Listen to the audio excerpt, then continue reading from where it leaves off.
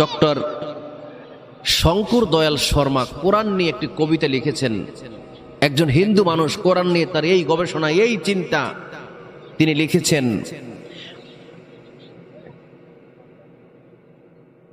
শব্দ করো না, এই খাবার নিয়ে যারা আসছো। তিনি লিখেছেন, আমল কি কিতাব থি, দোয়া কি কিতাব বানা দিয়া। যে মুসলমানেরা, এটা ছিল আমল করার কিতাব, তোমরা এটাকে দোয়ার কিতাব বানিয়ে দিয়েছ। কোরআন ছিল আমল করার কিতাব। কিসের কিতাব? এই যে সৈয়দ মাওলানা কামাল উদ্দিন জাফরি সাহেব ওয়াজ করছেন, আমি তো শুনছি, তার মূল কথা ছিল এখানে যে পৃথিবীতে সবচেয়ে বড় দোয়ার কিতাবের নাম কি? জোরে বলেন। এটা ছিল দোয়ার কিতাব, এটা ছিল আমল করার কিতাব, কিন্তু তোমরা সেটাকে দোয়ার কিতাব বানিয়ে দিয়েছো। কোরআন দিয়ে আমল করা, পৃথিবীতে শ্রেষ্ঠ আমলের কিতাবের নাম কি? কোরআন। অন্য কোন কিতাবের উপরে, কোরআনের উপরে অন্য কোন কিতাবের মর্যাদা হতেই পারে না। ডক্টর শঙ্কর দয়াল শর্মা বলছেন, समझने की किताब थी, পড়নে কা কিতাব বানা দিয়া। এটা ছিল অনুধাবন করার কিতাব, বোঝার কিতাব, তোমরা এটাকে নিছক পাঠের কিতাব বানিয়ে দিয়েছ। জিন্দাও কা দস্তর থা, মুর্দাও কা মনসুর বানা দিয়া।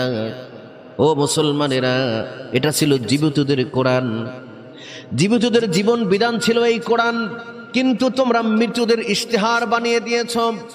তোমার রান্নাঘর থেকে সংসদ ভবন, বঙ্গভবন পর্যন্ত কিভাবে চলবে কোরআন pie to pie, one by one, লাইনে লাইনে লাইনে লাইনে আল্লাহ রাব্বুল আলামিন বর্ণনা করে দিয়েছেন।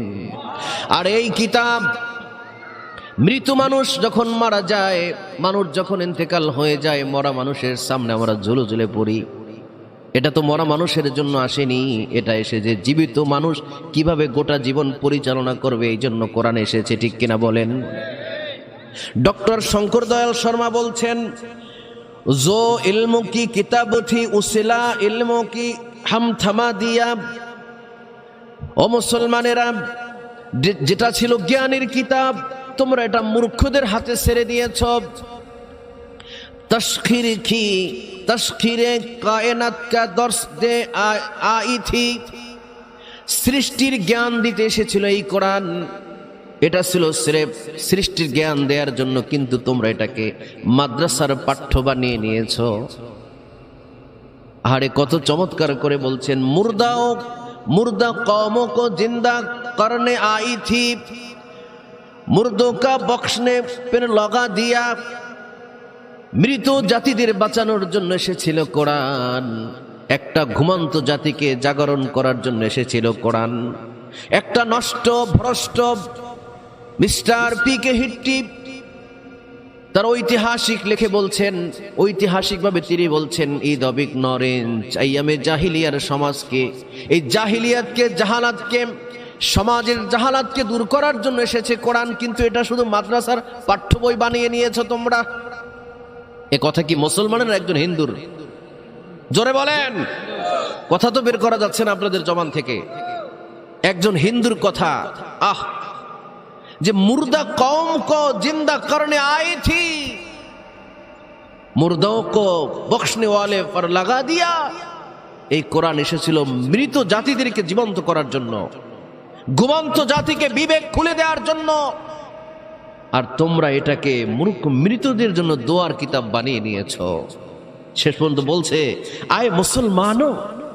আহ, ডক্টর শঙ্কর দয়াল শর্মা কত আক্ষেপ করে বলেছেন, আয় মুসলমানো, ইয়ে তুমনে কা কিয়া। আহা, তোমরা এটা কি করলে? এটা তোমরা কি করলে? কোরআন পেয়ে কোরআন পড়লে না, ধরলে না, কোরআন বুঝলে না, কোরআনের স্বপ্ন তুমি দেখলে না সমাজ বিনির্মাণের জন্য। আহা, তুমি এটা কি করলে? আল্লাহু আকবার।